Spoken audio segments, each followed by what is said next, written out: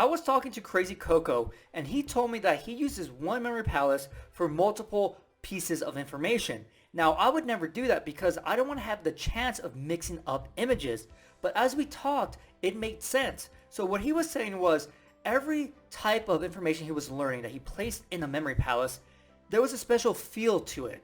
And so, yes, he had multiple images in a memory palace in one location for maybe 5 different things, but every single image had a different feel. So he wouldn't get confused that, oh, this image belonged to something else. No, he knew it belonged to this one specific type of material. Now, when memorizing a deck of cards, it made sense because a deck of cards and you memorize another deck in the exact same palace, you're memorizing cards, right? So every single deck you memorize is going to be a card feel. And so, of course, in a memory competition and when training for memory events, you never use the same palace twice because you don't want to mix any of the images up.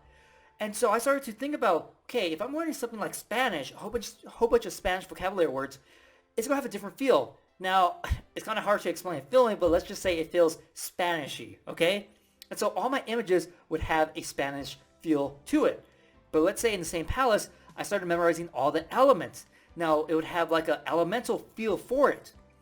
And how about all the countries and capitals? Or all the countries, I should say. I memorized all the countries in the exact same palace.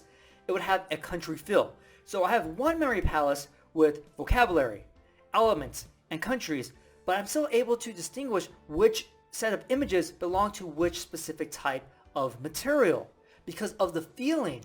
And it's true, if you actually try to learn something, then you learn something different right after, you know it has a different feel for it. Just because maybe when you're going through this, you're like, okay, these are our countries. Maybe I should be thinking of images that are like country related. So you start focusing on kind of that specific feel.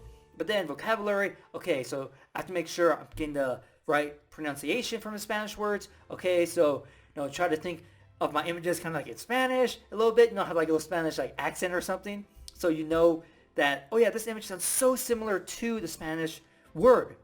So once you start realizing that, it's true. So you could use a memory palace multiple times with different types of material in the same locations and still keep everything straight.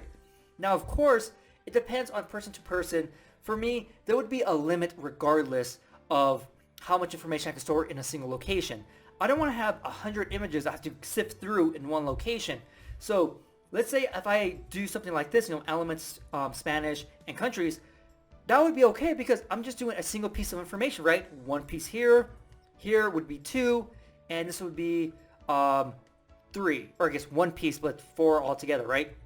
So 1, 2, 3, 4. So in one location, I would have 4 different images, and that's okay. But if I had like 10 or 20, it might be a little bit sketchy at that point, but it was interesting talking to Crazy Coco about that because I realized it just felt different when I memorized one type of material compared to another, but I could see how that could be an advantage if you're short on memory palaces and you want to reuse the locations, then go ahead and do that. But never reuse a memory palace for a memory competition. It would not end well. So let me know if you ever used one palace for multiple pieces of information, or do you always just stick to one information for one palace? Because everyone does something differently, and maybe you're seeing something I'm not seeing, maybe he's seeing something that you're not seeing, so it's always good to share, what we do and how we do it and why we do it. So I would love to hear it. Leave it in the comments down below. So hopefully you enjoyed this video, and I'll see you next time.